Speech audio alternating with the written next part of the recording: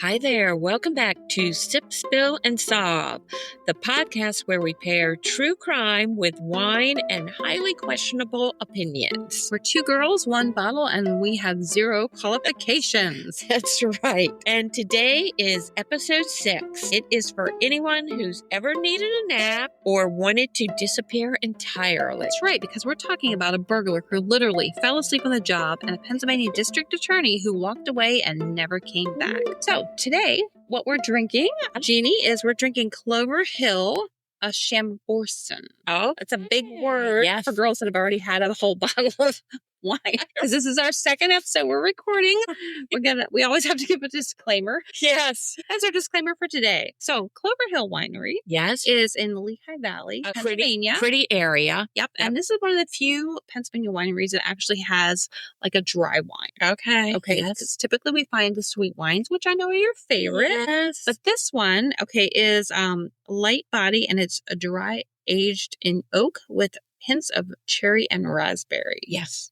Can we just talk about the oak? Yeah. I always talk about the oak. Yeah, we do, because I'm also oak is so overpowering. I think. When you do the oak, and like, what possessed them to do oak? Like, why could they have not done like cherry? Yeah. Or a pine? Yeah. Why oak? I'm sure there's a reason. There has to be. There's probably a very educated reason. Yeah. We'll have to Google it or something. But all I taste is like grapes and a branch. I'm just saying. I taste that branch pretty good. It's good if you like oaky wines. Yeah. This is good. And Clover Hill, you have amazingly good wines. They do. We're not dissing the wine. But maybe also because we just came off of that sweet wine in episode 5, maybe. But when you sniff it, because that's what you're supposed to do, like sniff and swirl. But I still smell branch. The pine needles. Yeah, I smell the oak. No, there's no pine needles in oak. I would smell it, but I don't know. It's good. And it's like I said, we will drink the whole bottle. Yeah. So take that with a grain of salt. But it's a very lovely. It is. Anyway, cheers, and I hope that you guys all grab a bottle and drink along with us. Let's see, what else we're going in? It's criminal. The wine, and what? WTH. Yes. What the heck? This one is about Mark Smith, a man with a dream, and apparently a pillow. Go figure. Okay. Oh, do you want to read the article? Yes. Why don't you read the article? Okay. So this is titled The Sleepy Bandit, Mark Smith. It happened in Indiana, and he broke into a home and he stole a lot of valuables, and he did the unthinkable. He climbed into the homeowner's bed and fell asleep. He even drifted off holding the TV remote. Oh my. When the homeowner returned, they found him snoring peacefully. Police were called and officers discovered him still asleep. Smith was arrested on burglary. He can't say the word when she's sober. Yeah, I can't. It gets caught in your eye teeth and you can't see what you're saying. So it's the kind of crime that's equal parts bewildering. Yes, the only sleepover no one invited him to. I like that. Okay, does not speak like Goldilocks and the Bears. Totally. Yeah. Totally that. Yeah. And you come home and you find somebody in your bed. And like when he said like he stole their valuables, like where did he put them? Yeah. At the foot of the bed? Or probably, maybe in his backpack. I don't know. But did he try other beds? And then he just like, like on this one's too soft. And this one's just right. I don't even know. But like, can you imagine like walking into your house, right? Yeah. And finding somebody snoring in your bed. Yeah. A stranger and I picture, don't ask me why with this one. I picture, the old timey burglars that had like, they showed that like with the black and white striped shirts and like the bandit, like the burglar bandit. Right? I think you're coming home and you're like this guy with his I don't know. And then the funny thing is too, it's a typical man. He had the remote in his hand. Yeah. We go back to that. The time I'm so exhausted from robbing this, I'm just gonna watch but maybe his favorite football team was on. I just can't. I cannot figure this is like I can like relate to his energy. It's like robbery, but you make it self-care. Oh, all in one. All in the police show. Bath. Yeah. You got a bubble bath. Because he was dirty. He is a dirty bandit. And yeah, he was arrested for charges. Then also maybe being too cozy was another. Be a charge. And I like the visual, like this man said, like, yeah, I'll steal your flat screen, but first I need a nap. I love it. It cracks me up. But in his defense, it was exhausting. It's tiring. He had to think about it, plan it. I know. Even talking about it, sometimes I get tired. Yeah. I'm kind of like ready for a nap right now. Right. To be completely honest. Maybe he was drinking Clover Hill. Maybe, yes. Wine can make you sleepy. Oh, yes. Does it make you sleepy? It does. It does. It does not make me sleepy. It doesn't? No. And if I drink it at nighttime, especially red, it gives me like heart palpitations. Ooh. But yet I'll still drink it. Yeah. Why? Yeah. Why do we do the things that we regret, but yet continue to do them? Over and over again.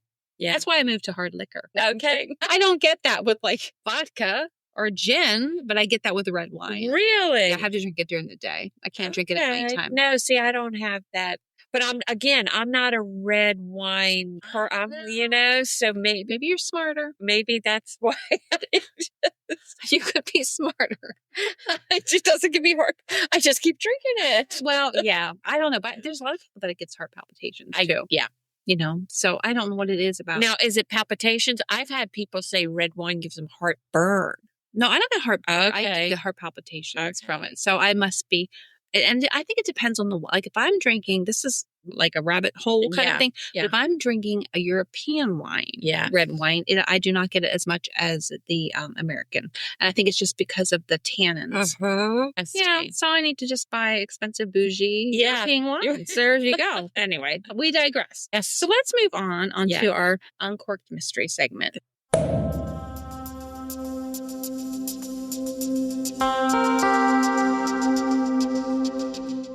This is a good one. And now this is one that strikes very close to home for me. Yes. Because this is from my stomping grounds. And I'm pretty sure this is going to be segment 1. Yeah. Because this is deep. Yeah. I think, first of all, this case gives me chills. And it's not just a missing person story. Yeah. It's wrapped on politics and secrets and what could have been. Right. It's a lot wrapped in to this episode. Right. And what we're talking about is the disappearance of Ray Gricar. Pennsylvania, he was a district attorney for Center County, Pennsylvania for like 20 years, something like that. I think that's how long he was. It was a long time. It was, and this is one of the most famous missing persons, unsolved mysteries that's like out there, like still today. So it's kind of crazy because I would love to solve this one. Yeah. Like I think you and I should solve this one. Like, we talked, last episode when we said that we just kind of like report the facts, right? But don't go digging. This one, I feel like I'd like to go digging, but yet there's people who've gone digging that it's gotten weird. It you know what I mean? And that's scared a little bit. Yeah, that's why we think this needs to be 2 episodes. So let's give you the background of this case in case you're not familiar with it, which you may not be familiar with it. So in 2005, the district attorney went for a drive. That was an out of the ordinary. Right. He had a Mini Cooper. Yes. That he loved. Yes. He loved taking drives, but he decided to play hooky. He even said to his girlfriend, Patty Fornicola, that he was going to play hooky that day. And she also worked for the courthouse. And so they worked together. And I guess that wasn't unusual for him. He had been working really, really hard. Right. And he deserved a day to play hooky. Yeah. So he drove to this area and his car was found in a parking lot near the Susquehanna River. Okay. Can I just stop you one second? Only because we listen to a lot of podcasts. Yes. You know what I mean? To get other people's takes and things like that. And everybody says Susquehanna. Like it's Susquehanna. And I'm not from this area. No, you said it right. You said Susquehanna. That is because on podcasts, I heard people say, they even call it Hancock. So have you heard that? Susquehannock River. No. Yes. That's, I've heard that on podcasts. And I'm like, Susquehanna. And every time I heard it, I'm like cringeworthy. Like, it's Susquehanna. It's a Susquehanna River. Yeah. We're saying it right. Y'all saying it wrong. So it's the Lewisburg. Is that the area we're talking? Yep. We drove from Center County, which that is where Penn State. And we're explaining to, right. Yeah. It's near Penn State. Right. Yeah. And then he decided to take a drive, which wasn't unusual for him, like you said, to go to this antique mall. Yes. That's called the Street of Shops. Yes. Which is right by the Susquehanna River. Like it sits almost beside it. Which is a very pretty area too. Beautiful. If anyone hasn't been, it's very pretty. But can you hit me with another glass of wine? she's like the poorer here. I am. Here you go. Poor. Do you hear that? Yeah. What a beautiful sound. But anyway, here we go. So it's a pretty area, and nothing was out of the ordinary so far. That's what he had called Patty at around 11:15, 11:30. Yeah. And just said, hey, I'm going to go out for a drive. I'm not going to be here to take care of the dog. Yes. Because she thought he was going to be home to take care of the dog. And so he did. Typical though. Let her know, even though, I mean, I could tell this later, but he had been known. He had disappeared once before. He left. I think he's been married 2 times. He was married 2 times, and Patty was his live-in girlfriend. Okay, like he moved in with her. Yes. And so at one time, I believe when he was married to his second wife, I think they had a fight or whatever, and he walked out. Now he's a district attorney, right? So you don't just walk away. You know what I mean? And so here he went to a Cleveland Indians game. So drove the whole way out to Ohio. Didn't tell anybody what he was doing. I think it was a double header, and came back the next day. Well, everybody was frantic, looking for him. Police were looking for him. And he came back rather sheepishly. When he came back, he didn't think people would be that concerned, and had promised to never do that again. Okay. Right. So the fact that he did call Patty and say, I'm going for this drive, makes sense. Was proof that he wasn't just, I think, running away. No. But continue. But we'll get into the deep dives. Yeah. And anyway, so his car was found. Well, we have to say this though. So he doesn't come home. The reason that his car was found was that it was a day later. He never came home. Yeah. It's Patty, he wasn't home when she got off work at 5. She thought that was a bit, maybe he's still out. Then he comes, as the hours tick by, she keeps texting him, and it goes directly to voicemail. Yes. So I keep going back to drunk history. This is wine, whatever. So if we keep going back and forth, that's just because. But then she gets concerned, right? So then because he is a district attorney, they are all concerned, and they start looking for him. Right. They can't find him. And then the next day is when they find his car. They found his car by the river, and his cell phone was in the car, but his laptop was missing. And now that was later found in the river too. That's very odd, because the hard drive was removed. They eventually found the hard drive, but that was when they found the laptop, no hard drive. Little bit odd. Why would you take that out? Now, he also was known as a womanizer. And I hadn't heard that. You heard that. I heard that. I heard he was a womanizer, and he also had cases dealing with drugs. Of course, district DA and some sketchy characters, let's just say. Okay, so they found his car. Let's just back up a second. So they found his car. It was locked, right? Mm-hmm. When they opened it up, so it's found in the Street of Shops. I have to say this. I have to give so the Street of Shops used to be, it was in Lewisburg, Pennsylvania. And that is like an antique mall, basically. And I go there all the time. Whenever I go to visit my parents, I'm always going up there. And I've never been there. Yeah. And we call it, that's fun. We call it SOS, the Street of Shops. We're going to SOS.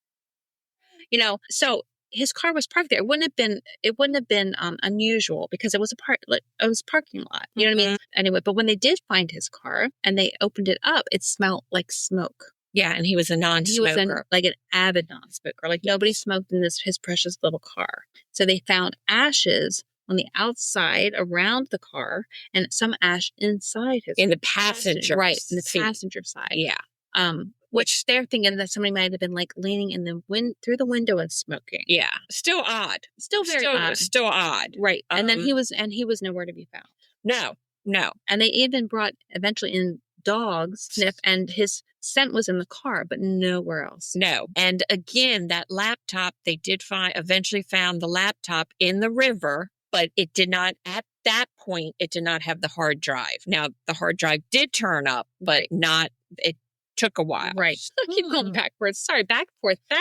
He has Google searches on how to erase a hard drive. Yeah. But that was after, that now it's turned into a complete investigation. Right. So because he hasn't been found for 48 hours. Right. And I mean, so now theories are swirling. Yeah. Where is he? Yes. And his brother, mental illness does run in the family. Right. His brother was bipolar. His brother went out, committed suicide too, or had gone for a drive too. Kind of the same situation. He jumped off a bridge. Yes. And now SOS is beside a bridge. So it's I don't know if it's Route 45. I think it's 45 that goes, and Bucknell University is there. So Bucknell University is like right around the corner, and there's a bridge there.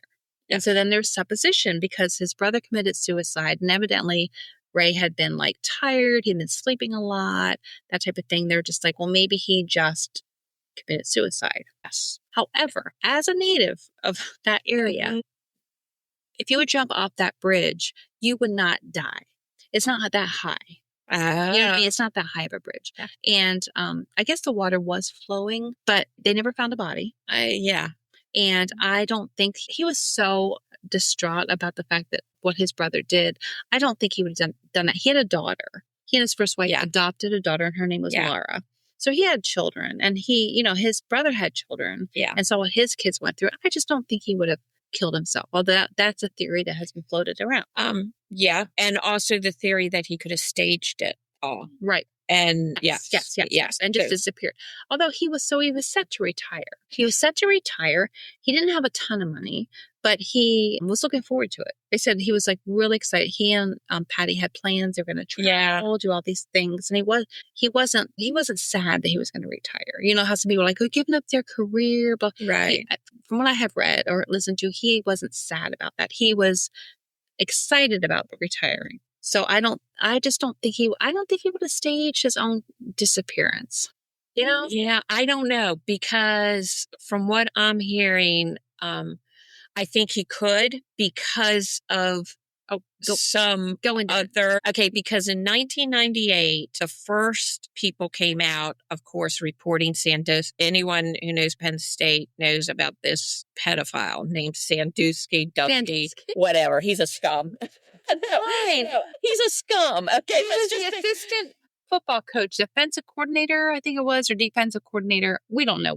I know Commanders football. Okay, I do not know Penn State football. Yeah, so that was the first accusation that came around about Jerry Sandusky, who was a definite pedophile, and so obviously this guy, the DA, to supposedly refuse to take on the case. So he refused to prosecute the case because he said there wasn't enough evidence. Yes. So I can see why some people would be a little bit ticked off. Right. And I think this was before, you said 98, but I think it's 98. It was 98. You're right. It was 98. Yes. Yeah. So he, so that's another avenue. Whole another layer to this case. So this is the Jerry Sandusky case, which if you're not a Penn State fan, like that was huge because Joe Paterno, Penn State, they were like on a high. Yes. And so it was no small thing because if you accused Sandusky of it and then the whole thing with Joe Paterno, did they know? And Penn State, I would say probably for Center County where he was a DA, Penn State probably brings in the highest revenues, especially football. Yeah. You know what I mean? I know. That's what makes me think that. Right. So could be something to do with that case. Right. So where are we going to go with that? So anyway, that was the first questionable, I don't want to say first kind of thing, but that was something that came out. Did he know more than he was saying? Yes. Or was he pressured? Mm-hmm. Or it's just that where I'm headed to is was he gathering evidence? Like was he secretly possibly building a case against Jerry Sandusky? But wasn't Jerry Sandusky already, but in 2005, when was Jerry Sandusky found guilty? It was after that. It was way after that. I'm pretty sure. Okay. Yeah, I'm pretty sure. So it was one of those things where it was not out yet at all. Okay. No, I think the reason that we're so going back and forth is because the layers of this are so complex. Yeah. Right. So of course he was a DA, so he prosecuted many, many people. Yes. So was somebody else pissed off at him? You know what I mean? Which very easily. Yes, it could be there was talk of the Hell's Angels, like at this motorcycle group, that they, wanted to off him or something like that. But I feel like with everything that we have read, that he left his house. I think that it wasn't random that he took off. I think that he was meeting someone. Okay. For a specific reason. I think that and he was seen in this antique mall with a brunette woman. So, yet, and in all honesty, part of the problem too is, from what I'm hearing, the police, it was comical. They did not investigate this very well when it first happened. Right. Which leads you to believe that's like there, and there's so many other like weird things. So he went into work the day before. I guess he had maybe taken a half day. I don't know. I don't remember. I mean, there's so many conflicting reports. Yeah. But he did go into the office from like 6 something to 8 something. Yeah. The night before, which was weird. You know what I mean? Like I guess it wasn't unusual, but it was like a little bit odd. Yeah, but maybe wanted files or something. Maybe, but then his assistant, which was Mark Smith, goes in the next day, and there's this book on his desk that is it has to do with the protocol, basically, of what to do. Well, it's like laws. I forget what it's called. But anyway, a trick to knowing where somebody was in the book last. I don't know if you know this or not. I didn't hear that. Take the book by the spine and drop it down, and where it opens up is probably the last page that somebody was on. And it sounds so weird. So are they thinking he left the book? I didn't hear about this. I think it could be like a red herring. The red hair, I think that this was all kind of like a setup to get rid of him within the system. So it made it look like he left this book so that Mark Smith would know what to do in case he disappeared. And it's who takes the place of the DA if the DA is missing. Now, I am sure that they knew who takes place. If the DA is missing, it's obvious it's the assistant DA would take over, right? I'm sure they've had this discussion before. It makes no sense. Because also if he was retiring soon, they would have had that all lined up. And because you have cases you're working on for months, that... Even the Sandusky thing. Yeah. You know that what I mean? You would have said, do you know what? I'm retiring, not going to finish this case. Right. So yeah. And so, the theory was, well, he came in to leave that as like a suicide type of a thing of like, well, I'm going to be gone, but this is who takes over, which I think it's a red herring. I will tell you, I am not buying suicide. I don't think he had too much to live for. He loved his daughter. I don't think he would. Now they do talk about like people who are suicidal, like most people don't know how, you know what I mean? How that the mind works, like you would think, well, there'd be clues. I should have known. But that's, if you say I should have known there'd been clues, everybody says that because people can commit suicide and on a dime. Yeah. You know what I mean? Yes. But I don't think, because of the fact that his car was found, it was locked. Right. So his computer was found. I forget how many months later. It was like one month later. His computer's found. Then the hard drive was found, but they couldn't get anything really off of it because it had been murky in the river. Yeah. The hard drive had actually been physically removed. Yes. Oh, yes. From the computer, which why would you do? Why would you do that? He wouldn't have done it. I mean, I don't think he would have done it himself, but there was something on that computer that somebody didn't want somebody to see. Yes. Right? Yes. Right. Yes. So I think we can all agree on that. Yes. So whether he did it himself, well, why would you go the whole way to Lewisburg just to chuck it in the river? It makes no sense. That doesn't, no. So, and, somebody was either in his car or leaning over his car. Now, there were butts around his door, and they had tried to test that for DNA, but no, it didn't match anybody. Yeah. So they don't think it would have been like a federal employee because they always have to be fingerprinted. Right. So I think it was a hit. Yeah.